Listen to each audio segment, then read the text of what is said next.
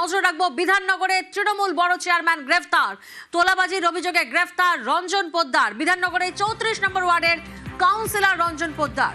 অনুপ প্রতিনিধি আমাদের সঙ্গে রয়েছেন। অনুপ, নির্দিষ্টভাবে কি কি অভিযোগ রয়েছে রঞ্জন পোদ্দারের বিরুদ্ধে?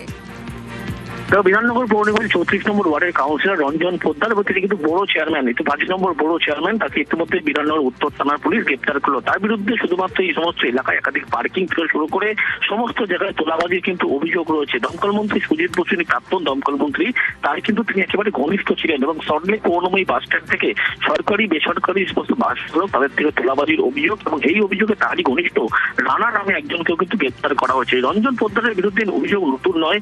সল্টলেক এলাকায় বিভিন্ন জায়গায় সমস্ত পার্কিং রয়েছে, সেই পার্কিং থেকে বেনিয়ম ভাবে কিন্তু তোলাবাজির অভিযোগ রয়েছে এই রঞ্জন পোদ্দারের বিরুদ্ধে এবং এই রঞ্জন পোদ্দারকে কিন্তু ইতিমধ্যে গ্রেপ্তার করা হয়েছে। বিধাননগর উত্তর থানার পুলিশ পুরনো মামলা তাকে গ্রেপ্তার করেছে এবং তোলাবাজি থেকে শুরু করে একাধিক মানুষকে ভয় দেখানো এই সমস্ত অভিযোগেই তাকে গ্রেপ্তার করা হয়েছে। এবং সবদিকে শুধুমাত্র এই সমস্ত পার্কিং নয়, পার্কিং থেকে অটো চালক থেকে শুরু করে যে সমস্ত সবদিকে সরকারি বেসরকারি বাস, সেই বাস চালকের থেকেও কিন্তু জোর করে তোলাবাজি করতেন, এমনটাই অভিযোগ একাধিক থানায় হয়েছিল। এবং সেই অভিযোগের ভিত্তিতে বিধাননগর উত্তর থানার পুলিশ রঞ্জন পোদ্দার, যিনি কাউন্সিলর 5 নম্বর বড় চেয়ারম্যান, তাকে এবং তার সাগরেদ রানাকে গ্রেপ্তার করেছে। আগামীকাল আদালতে পেশ করা হবে। বেশ।